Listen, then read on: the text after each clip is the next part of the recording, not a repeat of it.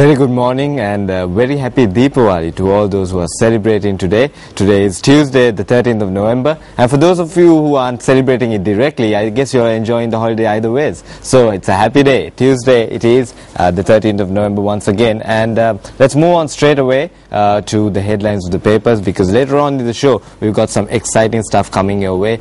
Two very interesting groups of people who will talk about what they have been doing over the past few weeks and what they're going to do in the future as well.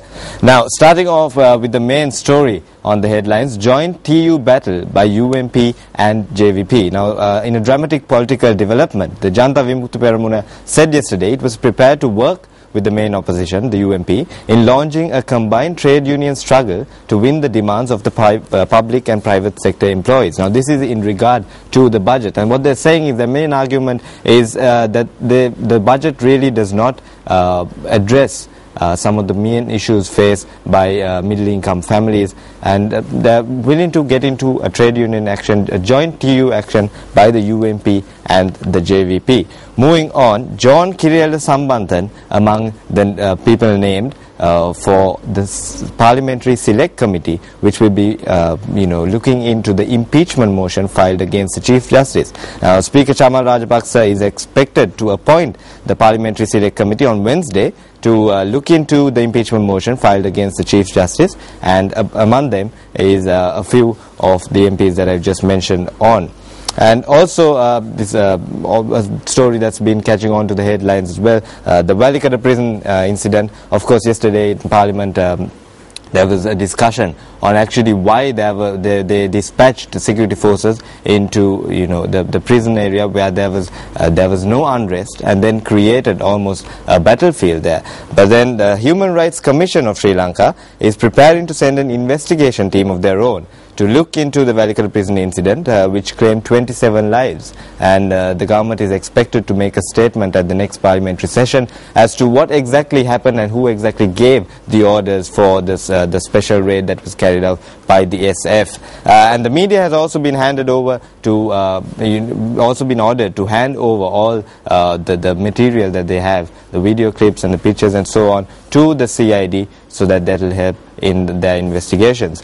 That's a bit about some of the headlines and the stories that's been happening today. Now let's move on to one of the guests in the studio, who we've talked about this topic over a couple of days, and we've had a few guests coming in from various different fields to talk about it. And today we are very happy to have in the studio with us Ms. Kamani Jinadasa. A very good morning. Good morning. And also this issue that we've been really focusing on, violence against women and gender discrimination, and the steps that we can take to eliminate it. And today we're going to focus more on women's empowerment and how males also can be engaged in eradicating violence against women. I'd like to start off, Kamini, about the work that you do exactly. I understand that you're involved with a few organizations who are actively trying to promote male engagement. Yes, and so I'm working on a project that I actually work at Care International, and it's about engaging men for women's empowerment.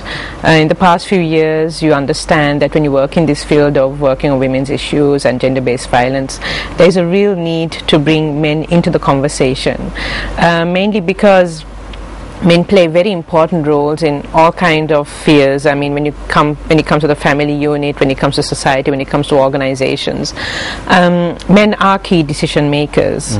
So while you may work towards encouraging and educating and creating more awareness amongst women about their rights and access to services and things like that, unless men really understand what it's all about, firstly, you can create a bit more friction also within these units, and also it's easier to move forward together if men are involved in the process of women's empowerment and also towards reducing gender-based violence. So that's the crux of what I do, and we work with communities, we work in villages, talking about these issues and motivating and making people understand why it is that women's empowerment is important and how it positively affects everyone, not only the family unit, it affects society positively, and how men can play a very important and fulfilling role towards this process. And Kamani, also one of the projects that you've been working on with Care International is the project named as Emerge. Yes. Now, is that all about male engagement, or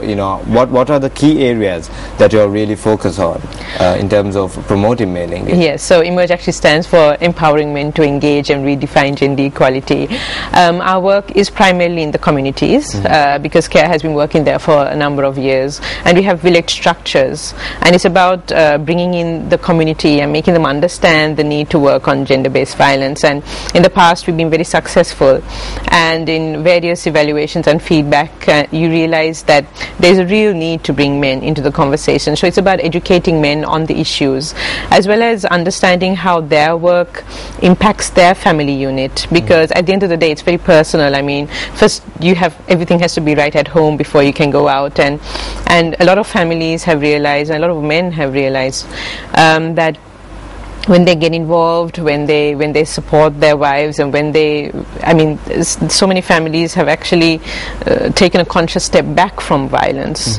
So many men have changed, and so many men have become opinion makers in their communities with this kind of work, and they can see the positive differences within their families and how it impacts their children, how children become less tolerant of violence, and how they can really bring positive changes and a positive environment within their and a safe environment within their communities. So that's a crux of the work that we do. And also it's about reaching out to the public through social media campaigns on these issues, using very simple tools like cartoons and posters to talk about, to challenge the usual norms you have about men, because the project is also about exploring men and young boys, and what is the kind of impact that violence has on them. I mean, various studies have shown that young children, when they face violence or when they experience it, when they see it happening, when they see their parents arguing, for example, there's a higher possibility of them perpetrating violence as they grow older. And the nice thing is that we also really do need to then start really looking at boys as victims of violence as well, because when you talk about women's empowerment, I do know that some men and young boys tend to feel that it's only about women, and they feel that they've been overlooked in this matter and marginalized. And you start exploring what are the things that affect young boys, and we don't really do that enough. And also we reach out to youth, men and young girls and boys alike, and it's about encouraging them to understand and be more aware of the issues, the social issues that surround them and affect them, and for them to be more responsible in their communities, and they're accepted more. And you find them conducting training programs on gender and gender-based violence, and promoting messages, having peer group discussions, talking to their friends, because we're not talking about men being perpetrators alone. We're also talking about the fact that they can impact their friends and their peers on these issues. And so we try to create an environment where they can bring these issues to light, and they can discuss it amongst themselves in a very positive manner. Exactly. And now coming on to the topic of women's empowerment, now this common misconception is that this really only involves women going to work or something like that. Yes. But then I understand that it's much broader. Of course. And if you'd just like to elaborate on that. The thing is, women's empowerment is a very wide thing. What is women's empowerment? It's about making sure that women have access to information on their rights, on the services that they can access, so that they can make informed decisions and choices in their lives. And unfortunately, it tends to be skewed towards, okay, my wife is empowered because she does a job, or things like that. But it's a lot more, because women, at the end of the day, they create such an impact in their family units towards their children and things like that. And if they are not empowered, if they do not have the necessary information, it can really have an impact on their children as well, and their behaviors and attitudes are also changed, and it can be narrow if they don't have access to information and services. So women's empowerment is a lot wider than just employment, and if you look at it from another perspective, women contribute like over 60% of foreign exchange into the country, because they're in the workforce. They play a huge role in it. So at the end of the day, women are key, and I mean, it's just that women's empowerment can be looked more, has been looked more as women going into the workforce, but I guess it's about the additional issues it has brought into the family unit, how it has to change a bit, and how men's roles also are required to change. I mean, the huge shift is that women have also taken on the role of being an employee, and they have reduced the burden of men having to be the sole income earner in the family unit. So likewise, it's important that men also need to start understanding that they also need to shift their roles within their family units. Exactly. It's interesting that you just mentioned that, because my next question was, a lot of the time, and especially in the Sri Lankan context, we've always got used to the father role of the family being the sole breadwinner. Yes. Now, when there is a balance of this, and when he is also supported, there is a lot of benefits that the family and in turn the society can derive from this. Exactly. And yes, I mean the key thing is, because if you look at a lot of people who have grown up, you look at dad as being this person who just comes home late, or who comes home with the money, and the mother is the one who does this typical role of looking after the family. But I mean, in a lot of societies this has changed a lot, accepting and appreciating the fact that women are a very important part of the workforce, and men have been changing to be part of the process of supporting their children to grow up. And you can see in various studies and in various community initiatives how it really positively impacts the family relationships and the family unit. And that's the base for almost everyone, isn't it? If the family unit is strong, I mean, if you feel that your father is very much a part of your childhood and your adulthood, and he is a friend, versus, and he's a friend to your mother, and it's very supportive, it's a very wholesome and growing environment that can be created when men are also part of the process. We're also talking about another specific issue of single parents, or most single parents tend to be single mothers. Yes. And it's something, as you mentioned just before the show as well, that the society in large has really overlooked.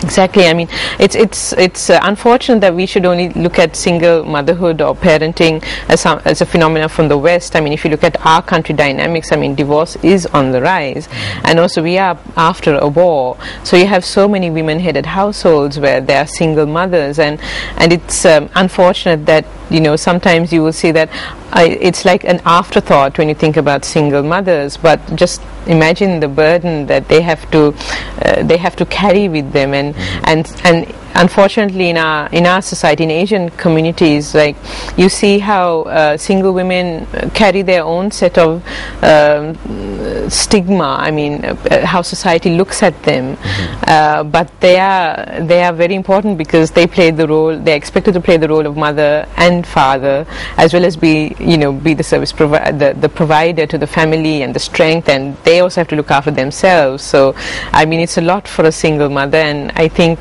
as a community, as a society, we should start looking a lot more at single mothers, actually. And exactly, going on with that notion, what in your opinion, as someone who's been actively working in subjects dealing with women empowerment, and also how males can contribute to it, what in your opinion is probably one of the main solutions that we can look at in solving this and empowering women more in the future? Well, it's clearly that men need to understand their role and take it positively. Understand that they have a huge impact on most of the decisions that happen on a day-to-day basis in any unit. And if they understand that, and they start learning how basic things about their family health. I mean, it's interesting, various case studies show how when men were educated on health or gender-based violence, it's like the first time they're beginning to really understand the dynamics and what it really means and what it does, not only to them, to their families and to communities. And sometimes it's a bit of a shock also. And when you're more self-aware, it's easier for you to be part of the process, and it has to happen in a genuine fashion as well, So first it starts with the individual, obviously, being able to understand and appreciate how important it is that they are part of the process, and how it impacts everyone, actually, very positively at the end of the day. And also,